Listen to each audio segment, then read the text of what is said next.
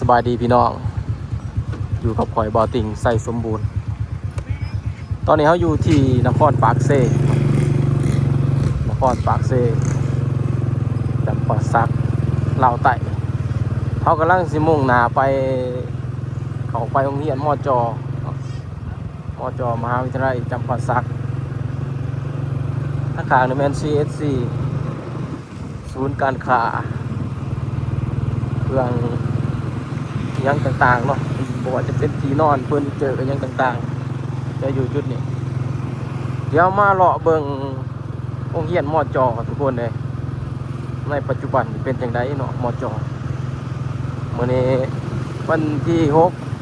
6ธันวาคม2025ถ่ายบรรยากาศให้เบิ่งยามแรงๆมจนี่ก็เป็นโรงเรียนใหญ่โรงเรียนมหาวิทยาลัยหลายคนก็อาจจะได้เรียนอยู่จุดนี้เนาะสิพามาเบิ่งปัจจุบันนี่เป็นจังไดมจให้เส้นทางเขาไปมจได้นี่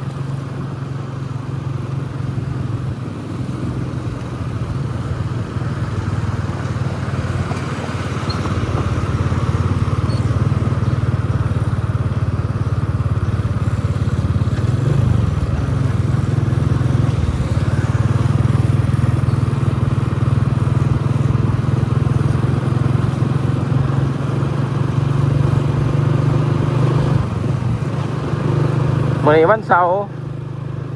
ก็อาจจะเงียบๆเนาะมื้อนี้วันเสาร์เขาพักเที่ยงผู้ว่าสิขี่รถเขาไปด้านในได้หรือบ่ถ้าขี่เขาไปก็สิถ้าขี่เขาไปได้ก็สิถ่ายให้เบิ่งโอ้เขาจะมีประตูเลยทุกคนน่าจะเข้าบ่ได้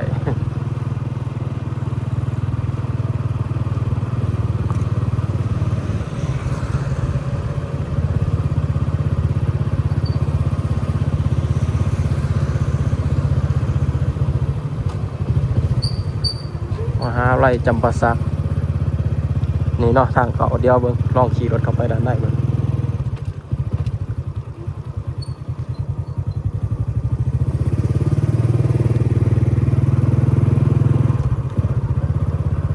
โอ้เหียนใหญ่เติบเลยทุกคนเลย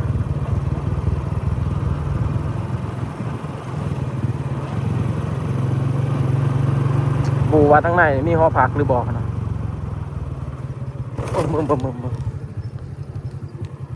อันนี้คือบรรยากาศด้านในมหาวิทยาลัยจำปาสักเด้อทุกคนมจ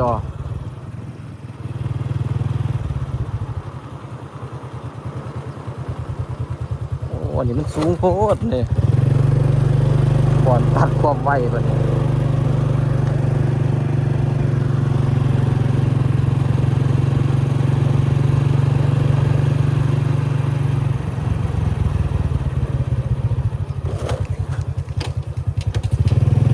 อาคารเรียนหอพักครูหอพักนักศึกษาเนาะสำนักงานอธิการบดีชุดนี้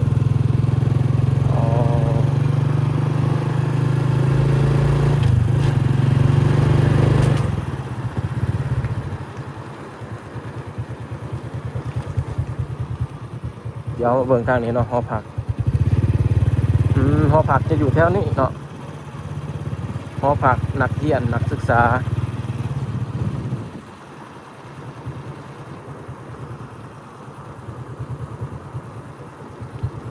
กว้างเนาะมหาวิทยาลัยจำปาสักเนี่ยกว้างหลาย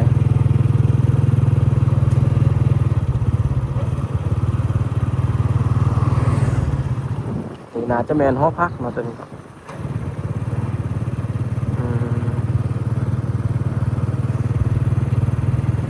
เดี๋ยวมาเบิ่งหอพักอันนักเรียนมจสิคือกันครับหอพักอยู่มศบ่เนาะ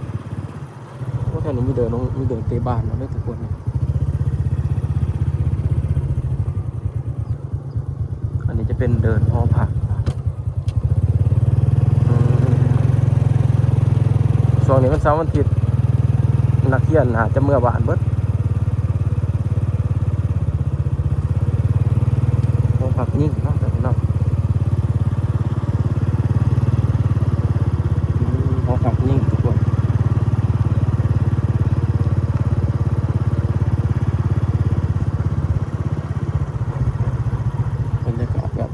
งียบเหงาเนาะแต่มีคนอยู่ขับอยู่ได้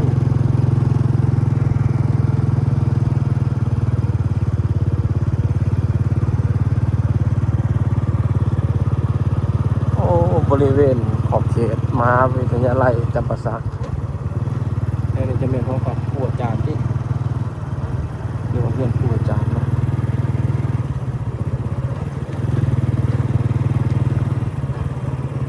เดี๋ยวขี่รถกลับคืนก่อนทุกคนอันนี้ห้องพักยิ่งเนาะหอพักกะจะบ่หลายปานใดมีอยู่2-3ตึกที่เราสังเกตเบิ่งตัวนี้จะเป็นบอนนั่งก็มีนักเรียนอยู่ทุกคน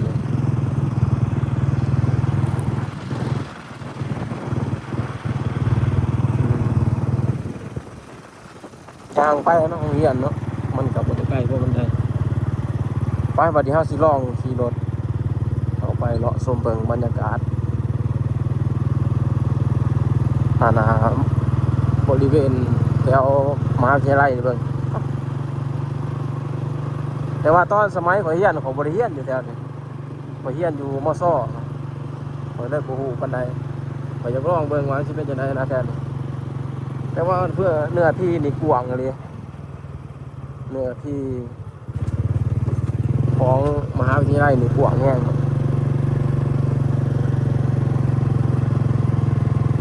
เพราะว่ากว้างกว่าม.ซ.อันนี้ตามข่อยเบิ่ง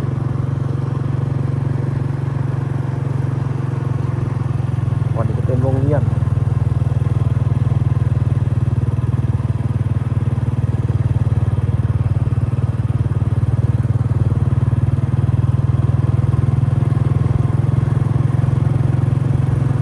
ตัวนี้จะเป็นตึกอธิการบดีเนาะมหาวิทยาลัยจำปาสักอธิการบดีจุดนี้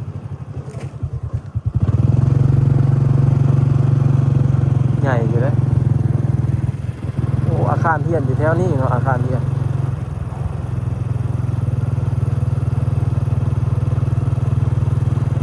โอ้ว่ามีจักรขณะอยู่แถวนี้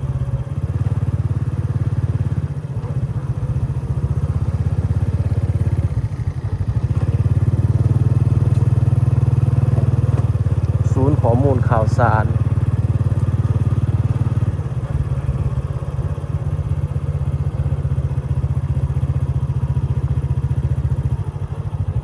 โรงเรียนม.ซ.ม.จ.ทุกคนนะเดี๋ยวน่าจะไปทางนั้นเนาะครับก่อนมันแบบอยู่ใส่โรงเรียนแบบว่าบอลแบบบ่คือแบบอยู่ม.ซ.เนาะม.ซ.จะเป็นแบบมันจะติดกันเลยนะอันนี้มันจะเป็นแบบห่างๆใส่ความไวเกิน30 กิโลเมตรต่อชั่วโมงจะเป็นยังเนาะอันนี้ก็มีนักเรียนอยู่เขาจะออกมาเสาร์อาทิตย์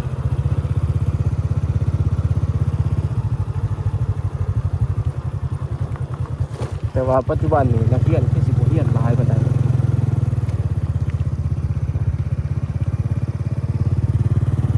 แต่ว่าเรื่องเรียนนี่ก็เรียนอยู่แต่ว่าผู้ปอยที่สิเรียนบ่หลายปานใดโอ้มันขณะใดแน่วะน่าจะเบิดเลยเบิ่งเขาลองไปตามแยกมาก่อน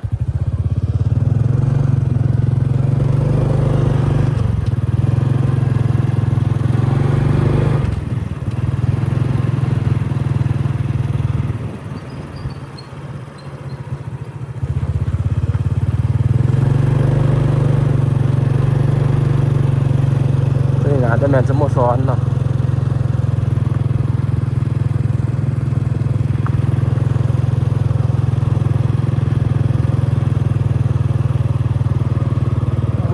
แห้งทุกคนเลยก็มีคนเหียนอยู่หรอหรือว่าจะไหน ตัวหญ้าหกเนาะ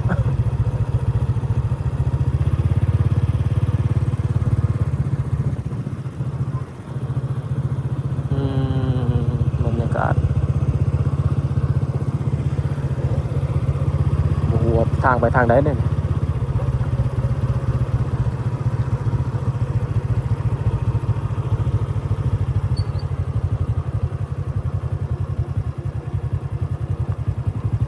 โอ้คณะเรียนแต่ละคณะจะอยู่แถวนี้เนาะ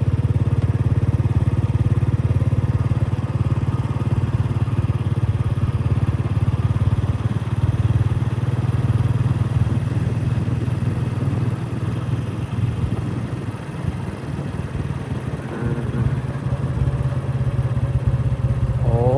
บอลเรียนแหละอยู่แถวนี้ทุกคนเลย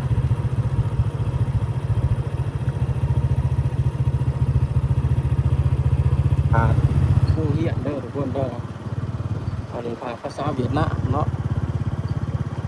ภาษาเวียดนาม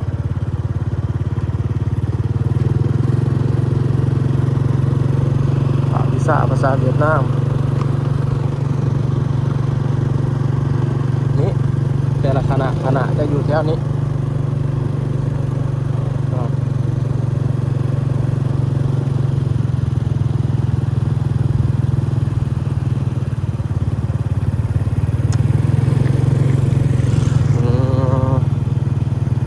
แถวนี้ทุกคนเลยอาหาร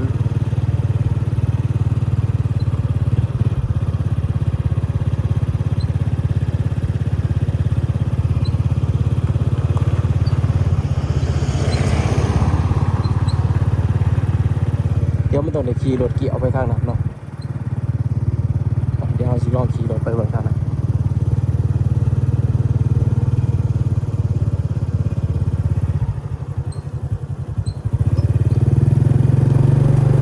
นี่จะเป็นคณะนิติศาสตร์รัฐศาสตร์คณะศึกษาศาสตร์โอ้อยู่จุดนี้เลยเนาะบอลนี่แหละทุกคนเลยบอลเยี่ยมไปเดี๋ยวมาเบิ่งอ๋อแถวนี้เนาะจะเป็นศูนย์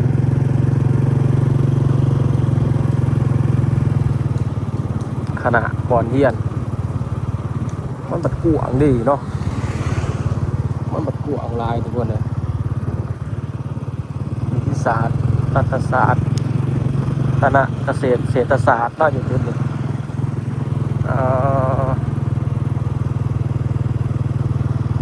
อันนี้จะแม่นยังเนาะตู้อาหารบอก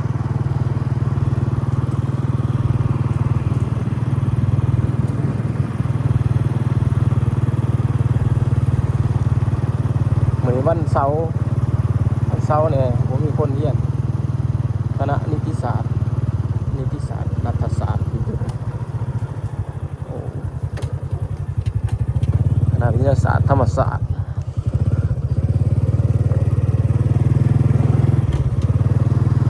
วิทยาศาสตร์ธรรมศาสตร์อยู่จุดนี้อันนี้คือสภาพบรรยากาศโดยรวมเด้อทุกคนนะมอจแห่งจำปาสักในปัจจุบันเป็นวางเงียบๆนั่นนี่คอยมาถ่ายในมือวันเสาร์เนาะแต่ผมมีคนมาเฮียนถ้ามือวันจันทร์วันวันศุกร์คนคือสีร้ายแหล้วเนาะเอามาถ่ายบรรยากาศให้เบิ่งเด้อสำหรับผู้ใดที่ว่าอยู่อันนั้นนะอยู่ปากเซ่เนาะเคยมาเฮียนอยู่มอจอ